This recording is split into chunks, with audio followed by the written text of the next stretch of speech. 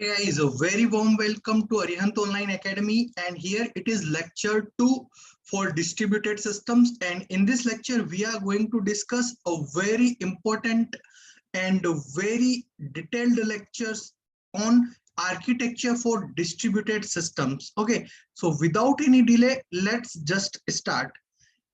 In our earlier video we have talked about basic introduction of distributed systems, types of distributed systems, client server type, peer-to-peer systems, right?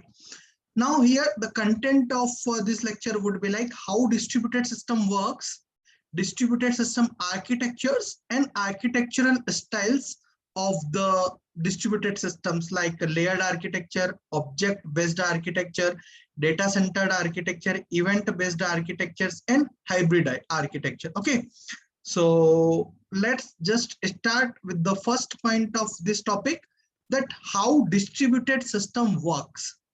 The most important function of distributed systems are resource sharing, as we have discussed in earlier video also, earlier session 1 also, lecture 1 also, that resource sharing is the crux of the distributed system, right? So whether it is hardware, software or data that can be shared in the distributed system, right? You can share hardware, you can share operating system, you can share your data in that. Right. The next one is openness, that how open is the software which is designed to developed and shared with each other. The next one here is concurrency. Multiple machines can process the same function at the same time. So how we will gonna handle all the systems, all the machines togetherly. We have discussed this earlier as well. Scalability. How do the computing and processing capabilities multiply when extended to many machines? Fault tolerance. How easy and quickly can failures in parts of the system be detected and recovered? Suppose we are sharing resources and suppose one resource link is failed, or one component is failed, or one node is get failed. Then how quickly and how frequently we are recovering the failure parts, right? That is the fault tolerance. And the transparency, that how much access does one node have to locate and communicate with other nodes in the system. So this is how togetherly distributed systems works on these points, right? Now the next one here is distributed system architecture.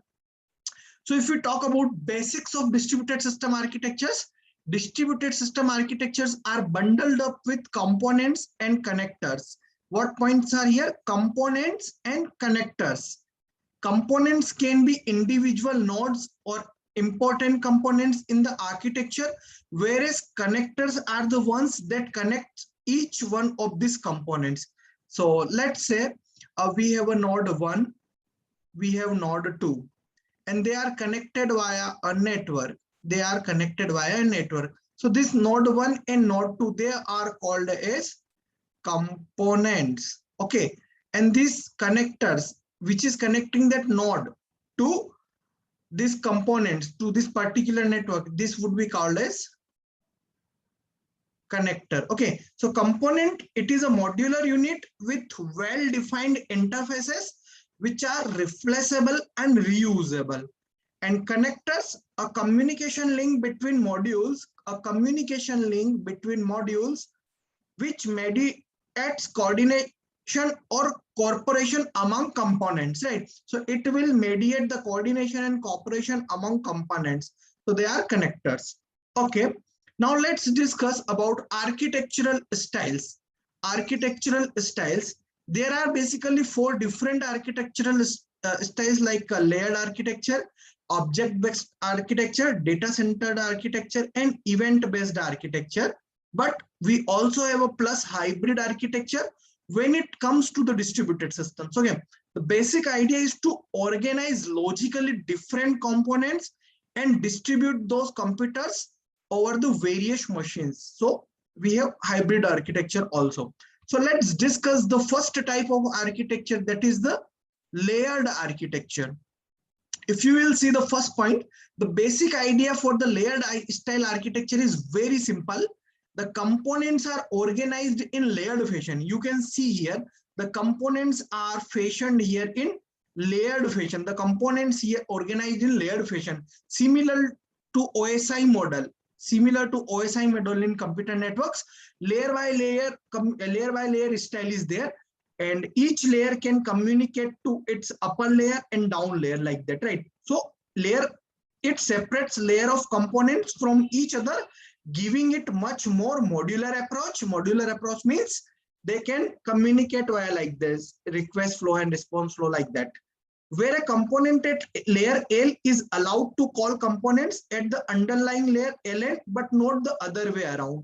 Let's say in OSI model, we have physical layer which can communicate to the upper layer, right? Data link layer, and data link layer further can communicate to network layer, and network layer can communicate to transport layer, and network layer can also communicate to data layer, but network layer directly can't connect to physical layer, right? So in same manner, this layer architectures under the distributed system is mentioned, where layer 1 is connected to layer 2. It can distribute the resources, it can share the resources with layer 2, but it can't directly share the resources to layer 3 until and unless it is not a special case.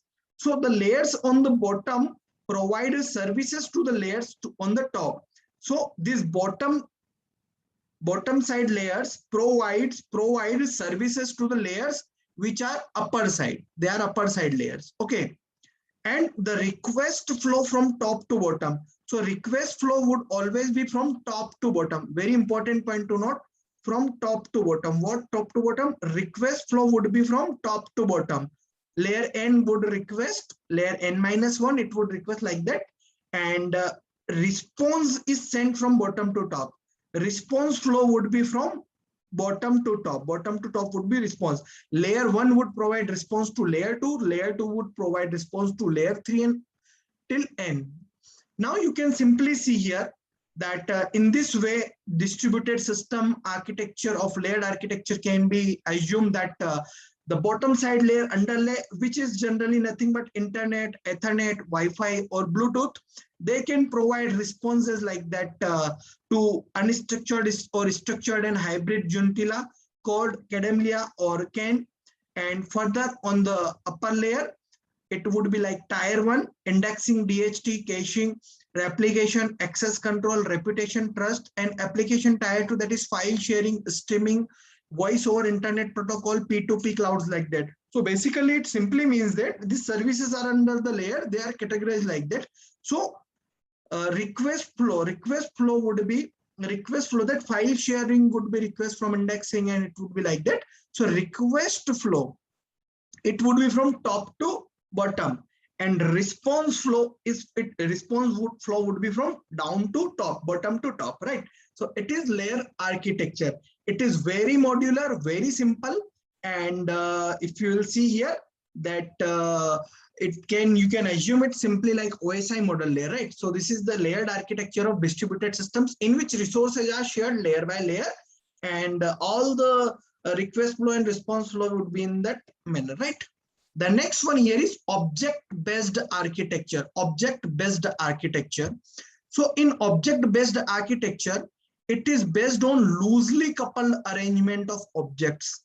It is based on loosely coupled arrangement of objects. And if you will see here, each object corresponds to what we have defined as a component.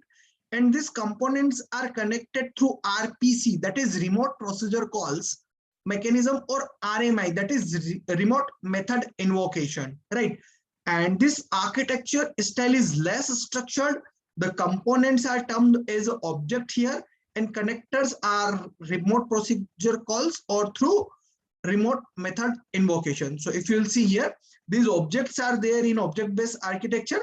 The objects are nothing but they are components. They are nothing but they are components, or you can simply say that in easy language that nodes, right? These nodes, these components, basically in object-based architecture are termed as objects. So these objects will communicate with each other with the help of RPC, right? With the help of RPC, that is remote procedure calls. they can talk to each other, which is connected. But if they are not connected, they can use specialized method, which is called as RMI, that is remote method invocation method call. And with the help of method call, they can interact with any other objects. They can share the resources in that manner, and such in that manner they can work together for a common goal. Okay. And if we talk about the third one, that is data centered architecture. In this architecture is based on a data center, a commonly shared persistent data space is there, a data repository is here. Data centered architecture evolved around the idea that processes communication through common repository. This is a common repository. You can simply say that it is just simply like producer and consumer problem. Okay.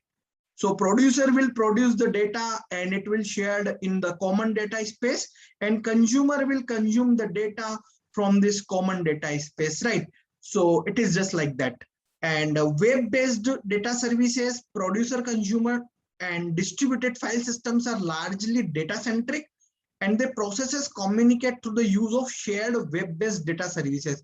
So here you will say that we have components, digital devices, computing devices like that, and they can publish, or suppose they can publish the data, they can produce the data, and whatever data need to be consumed depends on the components, they can consume data throughout that. So all the resources are shared commonly here in a common repository. Okay, so just like web-based data services in which all the data storage is common, whatever query would be there, it would be provided by searching from that common data storage, and that will be provided to the whoever have requested that, right? So it is the data-centric architecture. The main crux of this architecture is common repository, from where each and every resources is provided and each and every resource is shared in that common data space. The next one here is event-based architecture. So the kind of architecture based on events. In this, events are occurred, and that events will be shared to the bus. So each and every component which is attached to this bus will get to know that event is occurred. Now, whichever component want to attract, whichever component want to get that event, would get that event throughout that bus, right? So each and every component here would know that event is occurred via this bus system. A bus system is there in which the propagation of event would be occurred, and many components are attached to it. So whichever component require that event will get that event directly from that bus. Okay. Processes essentially communicate throughout the propagation of events, which also optionally carry data. It can, in many cases, sometimes it can also carry the data. An advantage in this architecture style is that components are loosely coupled, so it is easy to add, remove, and modify components are system. So in this system, in event-based architecture, the components are very easy, very loosely coupled. So whenever we want to add, or whenever we want to delete, or whenever we want to modify the component, we can do it easily, as if they are loosely coupled. And if you'll see the components here, basically these components can't interact with other component here. If they want to interact with the other component, they need to go with the they need to subscribe this event, and with the help of that event they can interact or share the resources with the other component, like that. Okay.